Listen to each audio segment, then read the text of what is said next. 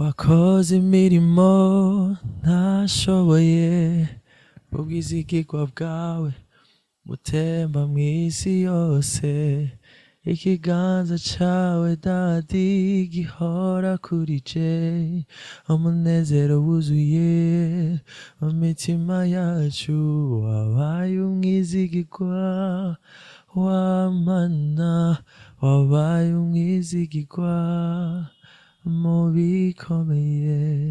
Ndabaramukije cyane bakunzi ba Africart Gospel TV kuri micro ni Ihuwize Cedric nkuko musanzwe bimenyereye mubonye ngarutse kuri izi micro bafise umutumire kanaka turi televiziyo musanzwe mukunda tuvuga Kristo nta kindi kintu tuvanga nawe kandi twizeye ko wageze cya Yesu Kristo. Rero uyu munsi ufise umutumire kiye kubana nawe adasanzwe navuga ngo kubwanje n'umugisha gukorana nawe. Rero nuvume ngo sinavuga byinshi ariko reka tumwakire kuri micro za Africart Gospel TV. Ndakuramukije. Shalom shalom. Gwe neza. Meze neza cyane. Daza abantu benshi bamaze kukubona ariko kubw'icyorero cyawe widondora.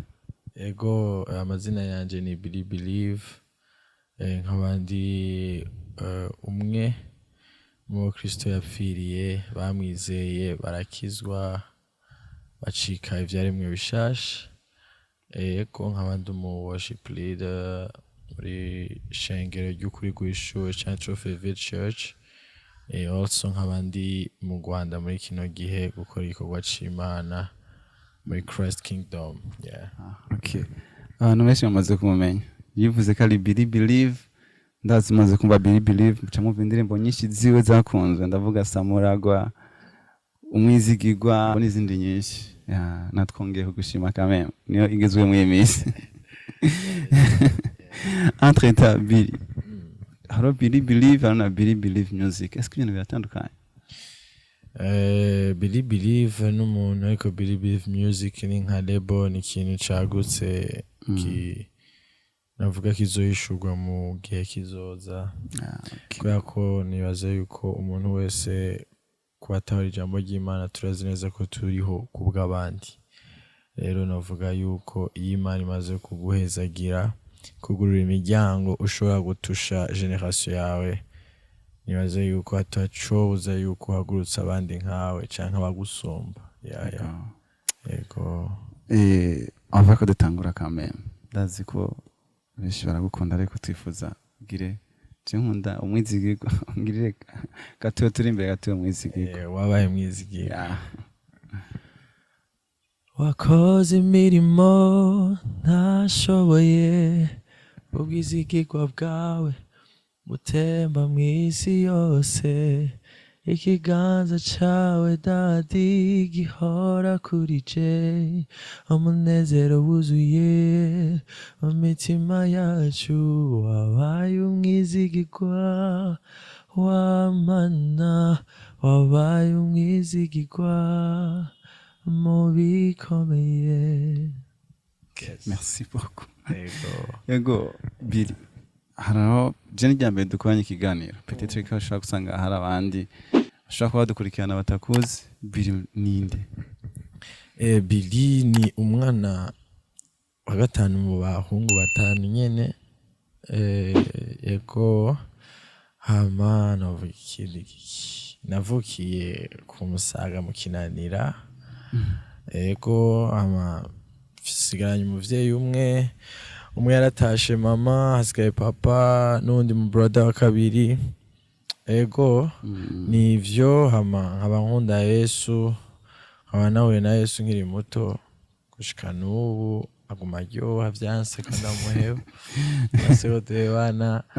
Ego ndashima Imana nkaba ndi umuririmbyi aririmba indirimbo zo guhimbaza no gutazira Imana kese swa mu Burundi canke hanze y'u Burundi nico gikorwa novuga nkora cane cane.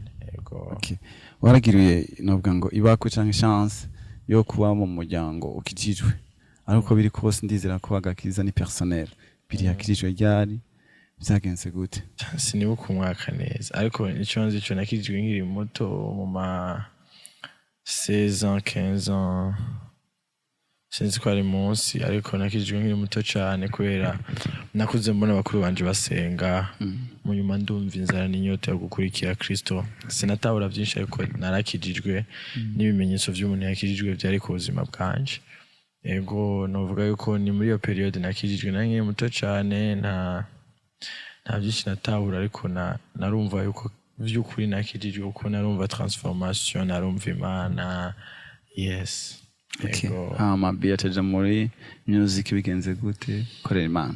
Ega mbere navuza guitar ahantu nasengera navuza guitar nari mu musicien avuza guitar acoustique ariko nyine narinzi kuva kera ko akunda umwana aririmba akavuga ati umwana aririmba neza azoba umuririmbyi akomeye abantu benshi bari barabimvugishijwe ko bavuga ati nukuri uzoba umuririmbyi akomeye iki ariko igihe kigeze mu ma 2015 2016 niho natanguye carrière yanje y'umuziki navuga yuko yo kuririmba nyene nk'umuririmbyi ego gushika ubu okay rero harabiri umuririmbyi cyangwa umu worship afise mu gikorwa c'Imana uruhara umu worship canke umuririmbyi ahimbaza Imana afise navuga yuko ni gufasha umubiri wa Kristo kunwana n'Imana twizeye no guhindura ubuzima bw'abantu biciye mu ndirimbo indirimbo ni message indirimbo n'ubutumwa bwagiye mu mudiho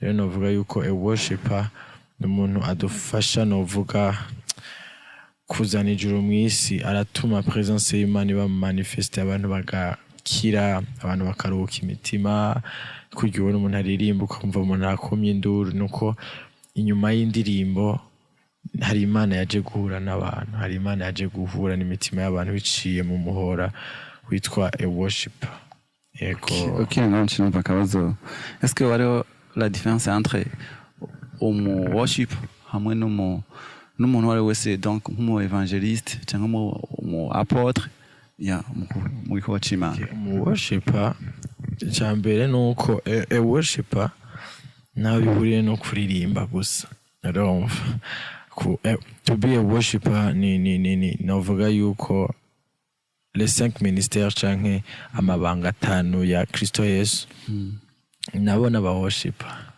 umuntu wese arahimbaza Imana kuko guhimbaza Imana ni kuvuga Imana iri urumva mu kwera kwayo mu bwiza bwayo rero twese turabivuga ariko gituma kenshi babyitirira abaririmbyi ni kubera ko worship nyene ifatanya na melody menga ni iri deep kubera ko urumva c'est prophétique ibintu by'ibicurarangisho kuva na kera kuri ba Dawidi ba Elisa bifatanye n'ijwi bica bica ikindi kintu kanaka gitusha Imana urumva sino umuntu ashobora gusenga ariko arahimbaza Imana atariko araririmba guhimbaza Imana novuga yuko ni plus umutima w'umwana n'umuvyeyi ingene bikominika muri presence y'Imana ariko rero igituma kenshi bavuga ngo uyu ni umu worshiper niko yaduhimbaza Imana mu kuririmba barabitwitiriye ariko abantu bose barahimbaza Imana kubera ko n'umuntu atazi kuririmba harya bariko arahimbaza Imana ararira ariko aririmba nabi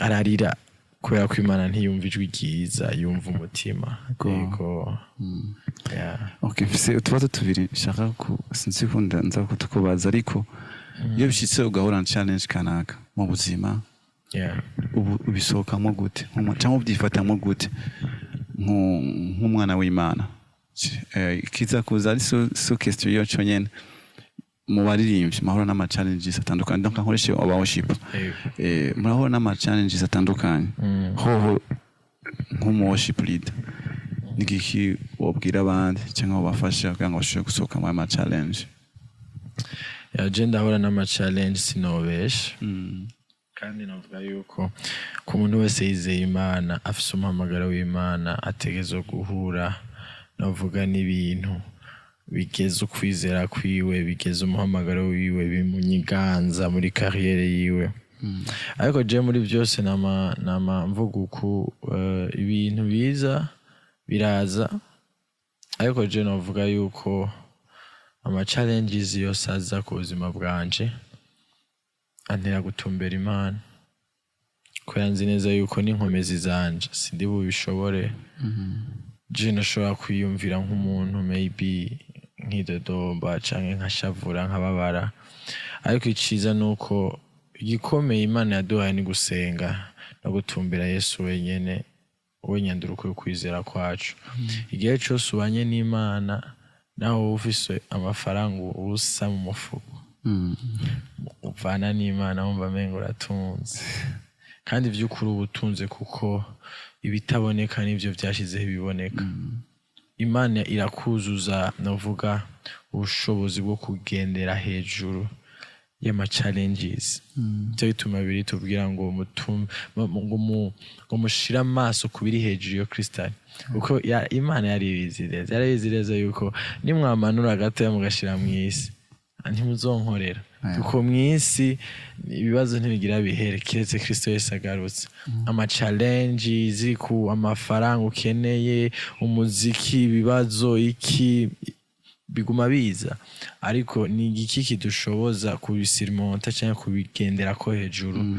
Ni kubana n'Imana ishobora kutwuzuza inkomezi. Nka kurya Yesu ijambo ry'Imana rivuga ngo haza umumarayika ayegetse Imana, ariko aravuga ati bikunze igikombe kindengana, ngo haza umumarayika amwongera inkomezi. Nico kintu Imana ikora mu buzima bwacu, nico dutandukanye ko n'abisi. Vyabaye vyinshi, Imana irarungika umumarayika, Imana iratwuzuza inkomezi, tugasubira kubona ibirengeye ibihe two turacamo, novuga ibiri kure cyane, hama tukarengana. Uri worship leader, eske uburongozi buroroshe gutwara abantu nk'ubu utari no mu Burundi biroroshe? To be a worship leader ni nko kuba igitumbura canke igisuguti canke umukate. A worship leader ni rya jambo Yesu avuga ngo nimuze mungeko. Mu worship leader ahari kugira abamujye. Yego. Ni vessel, ni igikoresho Imana ikoresha kugira ngo we wajurondera amahoro ugiye ko uronka amahoro, imbabazi ugiye ko uronka imbabazi. Nico gituma ubona the worshipers, abaririmbyi bahimbaza Imana bategwa cyane, kubera ko Satani arabizi neza yuko n'ibikoresho Imana ikoresha kugira ngo abantu baze bajye kuri yo. Ego. Rero kuworship leader ntibyoroshe kuko bisaba ikiguzi, bisaba ikimazi. Abantu benshi bashobora kuvuga ati guhagarara imbere y'abantu 2,000 biraryoshe cyane, uva wumva utesawa, wumva nyine uri umuntu watari. Mugabo bajya abantu 2,000 bose bakora gukonsoma. Ego. Rero umaze kuba consomable bisigura yuko utegereza kuba ufise isoko, source wiyuzuzamo. Iyo utaronse iyo bagukonsoma utagenda kwihososa cyangwa kwiyuzuza, ni bya bintu cyo usanga watakaje ubwo buryo bw'ikintu abantu baza kujya kuri wewe. Nico bituma navuga yuko biragoye, ariko hamwe na Yesu Kristo toujours biroroha iyo wumvira ijwi ry'Imana. Ego. Entrete Biringo Alex ko ari muri Victoria's team. Je Victoria's team narayibaye mu nararapa. Ego twakoreye dribble yitwa Ndahiduka, nariyo mugabo for a moment nyene kubw'umwanya. Cari igihe novuga nyene Victoria's yari ikeneye abantu bashobora kubaririmbira ama refrain y'indirimbo iki. Nagiye nyene kugira nyene supporting, ntiyari bwagere kure cyane nk'ahigeze uyu munsi. Hama nyene maze kubona carahari, abiri arahari. Imana nyene urumva yariko impamagarira muri bindi muno munsi. Ndavuga ati unisa ndashobora kugenda, ndabwira Davi and biragenda neza cyane. Yarabitahuye kubera kurumva byaraboneka iyo umuntu ahengamiye haraboneka. Nitwoshobora byose, bavuga yuko barabishoboye cyane kujya babikora. Je nanje urumva uruhande mpengamiyemo ni worship and nabona barahimbaza muri buryo bwa agenda mu worship ku gicaniro cyane kabisa, ibindi vyongora. Biri yaramaze kuja mu Rwanda. Est-ce que birafise management cyangwa se manager bimeze gute? Management irahari, management irahari, ndafise management nziza cane kabisa, nziza cane. Ego navuga yuko ni sawa rwose. yabonetse ryari ibiri ni batari Last banga year, okay. last year niho natanga kuvuga ngo ndiko nkorana na management, sinshikora ibintu, sinshiyumvira ibintu ngo nce ndabikora uko. Hari abantu bankosora, hari abantu bambwira ivyo gukora n'ivyo kudakora. Navuga yuko mu mwaka uheze niho vyatanguriye mu kwa gatanu, mu kwa kangahe. N'ubu rero je meze neza. Biri mu Rwanda yajanywe n'iki, azogumayo canke azogaruka? Mu Rwanda nkuko twama tubizi yuko umuntu wese yahamagawe akurikira ijwi ry'Imana. Mu Rwanda ndahari kubw'impamvu kanaka, novuga Imana yipfuza, ariko si novuga ngo nzogaruka ryari canke ryari. Novuga yuko ijwi ryandungitse rimbwiye ngaruke, nzogaruka. Yego. Okay, ugerageje kuraba ibikorwa vyawe aho bigeze, eske urabona ko hazoba iterambere umaze gukorera mu Rwanda ku muziki wawe bien sûr? Nuko ikintu ca mbere nuko iterambere ritava mu bihugu canke ku bantu, riva ku Mana yaguhamagaye. Kuko en fait ndakabaje ko ndazi benshi bavuga ngo ushobora kuba yagiye hanze comme ça abandanye gutera imbere gusumvya.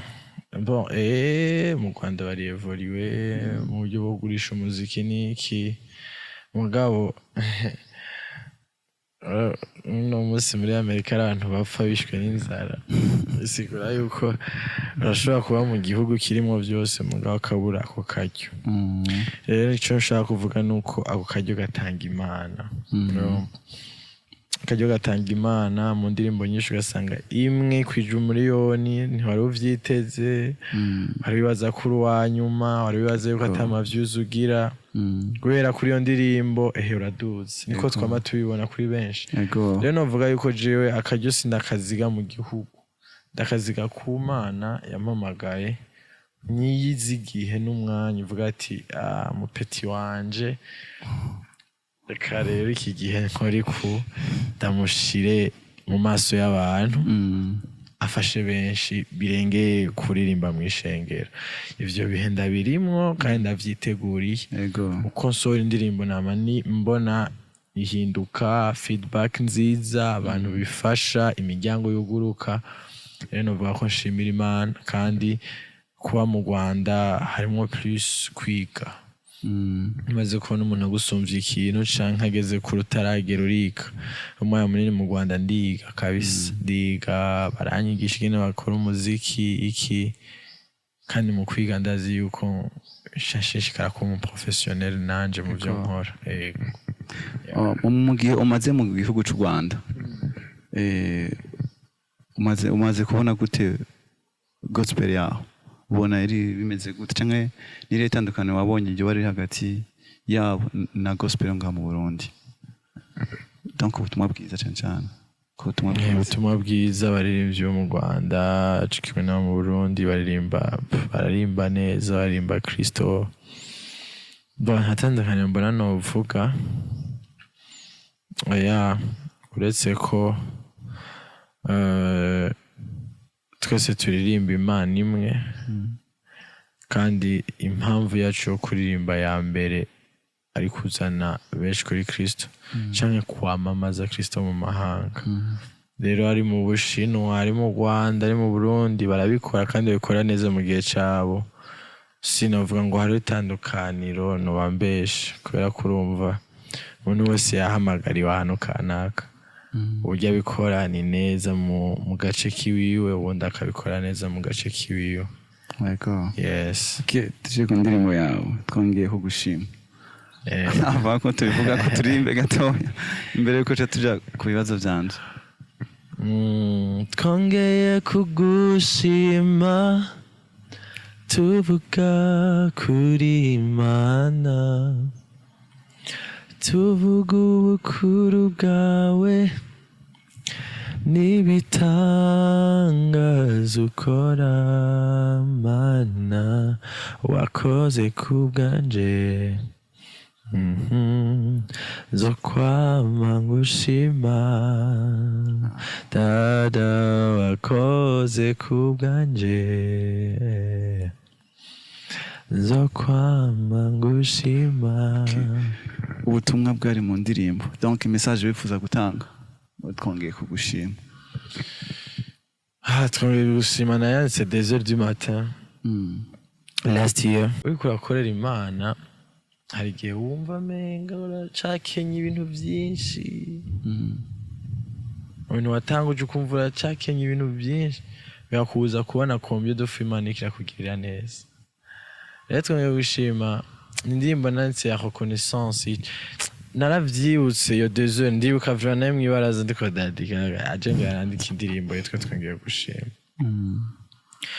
Sinzi ko umaze kumva amajambo arimwo, numvise inkuru za benshi obere mwizigigwa, numvise benshi bavuga ko yusezeranyije none mwami je ubwanje narakwiboneye, n'amajambo mubwira Imana uvuga ati Mana nukuri narakubonye ndekane n'ibintu bitaraba n'ibintu bitaraza ariko narakubonye vy'ukuri sinobesha, aho ngeze narakubonye hajya hose mvuga ati inzuzi zisuma, nariko ndabona ama periode y'ubuzima yagiye araba ama seasons yagiye araba ku buzima bwawe, ndavuga man urakwiye gushimwa kweli, urakwiye gushimwa, twongeye gushima tuvuga kuri Imana, tuvuga ubukuru bwa n'ibitangaza ukora, turasubiye gushima tutitwararitse imitwaro n'ibindi bitaraza ariko turagushima kuvyo umaze gukora.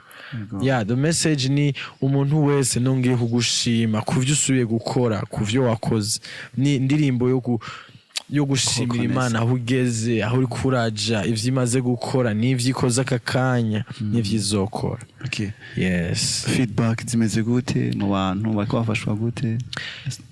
Feedback n'ukuri yatwumbiye gushima na zirandyohera, indirimbo iraryoshe. Mwegeshe cyane. Naje ndavyemera ko iryoshe cyane vraiment. Indirimbo iraryoshe, irankorako. Biratangaje kumva umuririmbyi avuze indirimbo yo kwimukora ko mugaje irampezagira kuko chaque fois ndayiririmbye ndibuka ibihe, ndibuka Imana nkorera yuko icinzira atari inzira kabisa. Feedback ni nziza, abantu irabafasha cyane. None umunsi tuvugana ebana nguma numva ama feedback meza, abakoze ubukwe indirimbo irabafasha, twongeye gushima ko tuvuye mu mafiançailles turagenda kuba umuntu umwe mu rugo. Ibintu ni vyiza vraiment. L'année passée muri samura gwa concert wagize ama live recording menshi sibyo? Twitega izindi ryari? Izindi ziraho ziriko zirakorwa n'ukuri ni nyinshi, gafise indirimbo kabisa nifuza gusohora naho mbona amezi ariko aradusiga.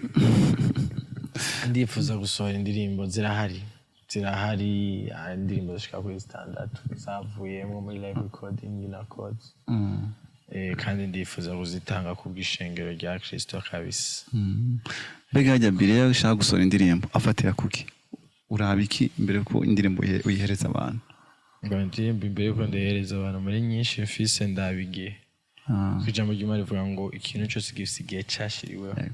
Indirimbo zifatanye n'ibihe, kana bavuga ati impamvu yashaka ko iyi message itangwa muri kino gihe kubwo umuntu kanaka, kubwo Burundi, kubwo amahanga, kubwo umuntu kanaka, iyi message izofasha. Ni hakurya umuvuga butumwa afise Bibiliya yanditsemwo abarewi abaki, ariko basanga igice cy'ivyakozwe n'intumwa.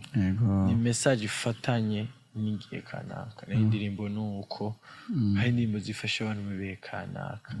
Rero nuko ndakiraba toujours kwandikaho, urabizi yuko ni Kristo Yesu, ni kuwa cha Kristo kirangiye, ni Kristo avyagiye uburyo bwa data yafuye arazuka kandi iteze kuza kudutora, nishurirwa giyo gicari mu buzima bwacu, nivyo twandika, nivyo tuvuga, n'Imana tugendana twandika nyene muri ubwo buryo. Ugitangura uvuze ngo Believe Music ni band cyangwa wavuze ni sinumva ko nakivuza, ariko ico nzi wavuze kari kintu label, wavuze kari kintu kinini. Eske ubona he Believe Music muri kazoza? Marije ikibazo cinkora mutima. Believe muri kazoza ndakibona nk'ikintu kinini, kuko Imana ikirampagurutse yampagurukije ku bwa generation yanje. No musi ndabona ibintu nofasha generation yanje mugabo harana harashika. Ya umuntu wese ategerezwa kwemera ko harana atarashika akavyemera kabisa makazohashika. Harana harashika ndabona ibiba bikenewe, ndabona ikiba gikenye muri generation yanje, ariko nkavuga ati igihe nikiragera. Navuga yuko Biri music ngenda ndayibona nk'ikintu kinini mu gihugu canje kizohagurutsa abantu baririmba kandi ameme tabahimbaza Imana, bahimbaza Imana mu majwi meza no mu gutahura. Abantu benshi gutahura Imana uririmba ni ikindi kintu gikomeye. Naho abantu baririmbisha bagatamba, abantu bashobora gutamba muga iyo Mana ariko aratambira atayuzi kabisa. Rero ndifuza umunsi umwe mbe nkura ati ndafise indoto yuko tuzoba dufise ishure, tuzoba dufise abantu baririmba Imana bazi mu majwi meza bagahimbaza Imana, signs and wonders, ibitangaza no twumiza bikagaragara mu ishengero rya Kristo, kandi ntibiri kure cane kuko Imana ihagarara ku ntanga ikavuga ivyiherezo. Yes. Okay, turetse ko tubazo tubiri. Question mbere vuga gutya. Selon la Bible, donc wifashishije Bible, donc jambo ry'Imana. Umugisha ni iki kuri Bible? Wifashishije jambo ry'Imana. Umugisha kuri jewe ni jambo rivuye mu kanwa k'Imana, yugurura imiryango, rizana divine connection, igupromotinga. Iryo jambo ni ikintu Imana yavuze canke ikwibukije canke isuye kukubwira kideclencha mw'isi y'impwemu canke cugurura mw'isi y'impwemu ibiri odora y'ivyo ukeneye. Nka for example Abraham, Imana imubwira ngo uzoba sogokuruza nzoguha umugisha. Umugisha wa Abraham wari mu ijambo Imana yavuze. Muri nzoguha umugisha harimo Isaka, harimo yuko uyu munsi tumwita sogokuruza wacu mu kwizera. Mu yandi majambo nta mugisha uri hanze y'akanwa k'Imana. Ico kintu Imana ivuga, ico kintu yavuze cekeye ubuzima bwawe ni umugisha. Ntuzurondere n'ibindi kuri jewe ico Imana yavuze canke icimbwiye ndiko ndasenga mu bwiza bwayo. Sohoka rero numva ndabifise vya bintu kuko mbanze neza yuko Imana yavuze mu kanwa kayo harimo ibiganza bikora. Akugiye avuga ngo isi ibeho irabaho itarinze gutora amatafari n'ibiki, muri kajya kanwa nyene Imana ivuga ngo mu kiyaga hasegenyukemwo amafi. Imana ivuze direct. Banizeye yuko umugisha rero ndawambaye impuzu. Ego, yes, merci. Okay. Iri gikurikira kivuga ngo umunyamugisha no mu ntoki. Umuntu wa mbere w'umunyamugisha. Umunyamugisha no mu ntoki. Wa mbere mw'isi ni umuntu yamenye Imana kwe. Uko mu kwizera Kristo wakira amasezerano y'Imana. Mu kwakira amasezerano y'Imana watwaye umugisha kera. Kuko ni mbaye umwana wa naka ni umunsi wo kugira umwana waziranutse. Indirectement wabaye bwose. Kubera ko wamaze kwitwa umwana tuca twumva heritage. Ego. Tuca twumva ibiragwa bya samuragwa. Twumva yuko ibintu papa wafise nawe afise kwax. Ushobora kugenda n'amaguru papa wafise imiduga 8. Navuga yuko umunyamugisha wa mbere ni umuntu yizeye Kristo Yesu, kuko mu kwizera Kristo Yesu wakira imigisha yose muri Kristo Yesu. Kacubaho neza. Ariko baradukurikirana bavyumva. Kacubaho neza wakira Kristo Yesu. Okay, Biri. Wakoze cyane. Kanya wamaye nize ko n'undi munsi nzokurondera bizogenda neza. Ego je ndahari kabisa. naho tuza turagira gutya na gutya zoguma dutorana uku nyene ya merci namwe mwakoze cyane ya Imana ibahezagire cyane amen yego so ndabashimiye cyane namwe mwadukurikiranye kuri micro ihuze Cedric nafise umutumire yitwa Believe mwarahezagiwe cyane